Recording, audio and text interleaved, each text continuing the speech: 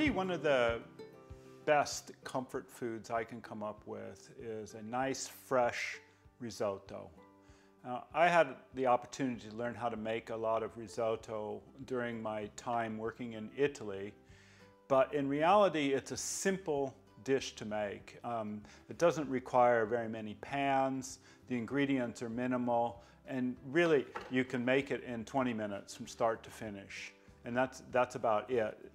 What we're going to do is just make a basic risotto today and show how you can flavor it with various ingredients. We're going to be using mushrooms today, but really you can use anything. You can use the same idea to make a butternut squash recipe for risotto. You can put kale into it, really anything. So what we've got is we're starting out with a flavorful broth. And it'll be really important to have that broth nice and hot.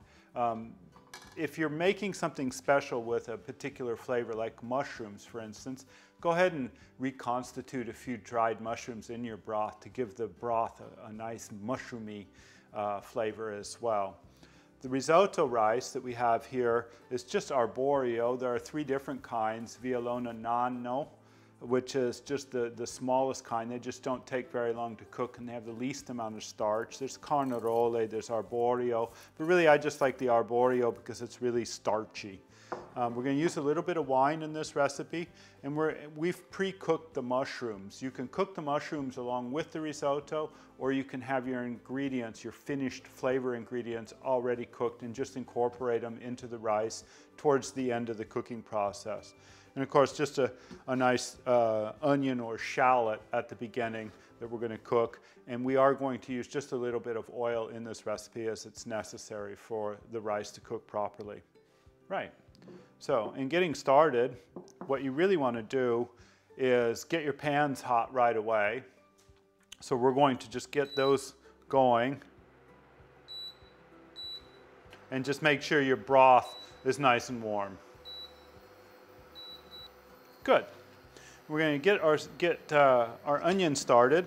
So probably about just half of this. Some recipes say just chop it up really fine. For me, I like the flavor of the onion or the shallot in the recipe, so I don't worry about getting it too terribly fine. I just slice it to about that consistency.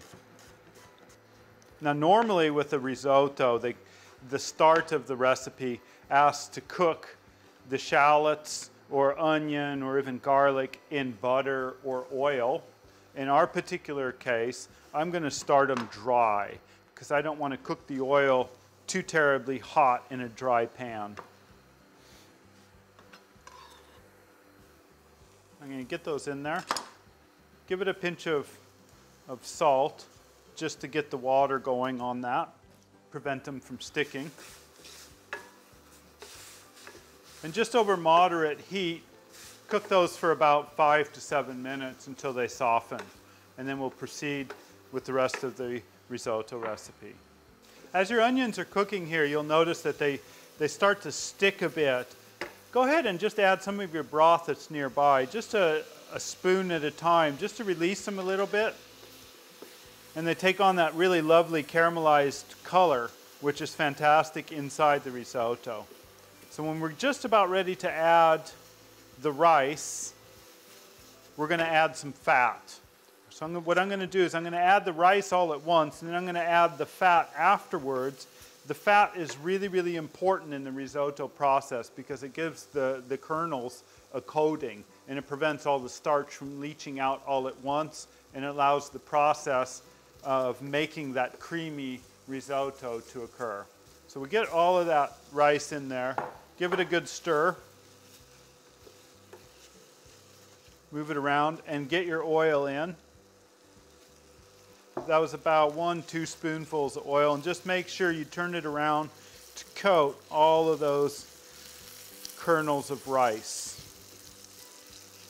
Now things are going to start to move really rapidly in making your risotto. Go ahead and give it just a bit of seasoning.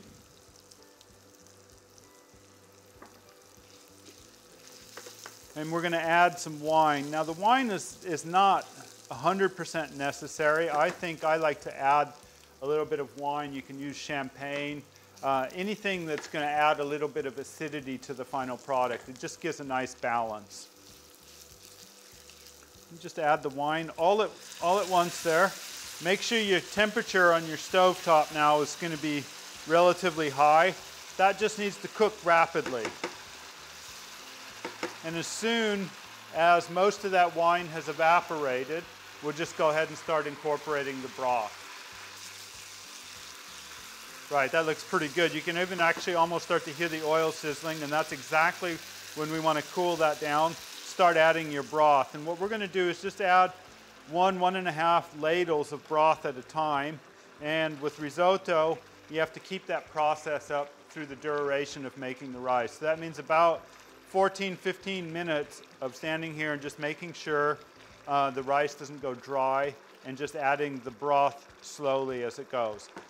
Try to avoid over stirring once you get the broth into the pan. That will harm the grain or the rice kernels after a certain period of time, and it will break them. After the risotto is cooked for about 10 minutes or so, you'll notice that it starts to turn nice and creamy. The color changes, the texture of the rice is starting to change. And one of the nice aspects of making a risotto, at least for me, is it involves all of your senses, really. The sense of smell is really important. You know, you need to really smell what's going on. You need to listen to what's going on. The risotto will speak to you. Once the sizzling starts increasing in its pitch, you know you need to add a little bit more broth. The tasting of the risotto as you're cooking it is really important. I like start tasting about 10 minutes in. You'll know how far the rice needs to cook, and you'll know if the broth needs any more seasoning at all. And so it's really important to just involve yourself in the process of the cooking. So when it gets nearly done, just a couple more minutes to go, we're going to go ahead and add our mushrooms, which we prepared in advance, and this is going to give the flavor of the risotto. Get all of those in there. Give it a good stir. And we're just going to let this kind of cook down just another minute or two. A real good risotto is going to have that sort of creaminess about it, and when you put it on a plate, it should just wiggle enough. And I think that's just about it. That's about where we're looking in terms of the moisture. And so we're just going to turn this stove off now and let the risotto just calm down. Okay, I'm going to season this with just a little bit of chopped up herbs. I like using a combination, so this little chervil, parsley, some chives maybe is a good idea, something like this. Just whatever you think is going to match with the mushrooms and the rice. And quite often in a classic risotto, at this point, a good amount of cheese is going to be worked in, and that adds to the creaminess of the risotto.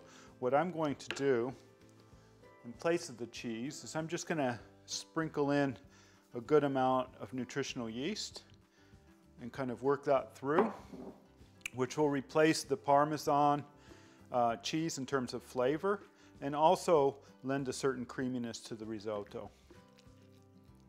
Okay, the risotto has now sat for about 5 minutes or so. It's really nice and creamy, looks very inviting, and what you want to do is eat it right away. No sense in waiting on this one, so let's just go ahead and serve her up. Looks and smells wonderful, nice and creamy. And with the risotto, if you give it a little shake in the bowl, it should give it a little wiggle, kind of move around. That's when you know you've really nailed it and have the right consistency. So the only thing really left to do now is just eat it.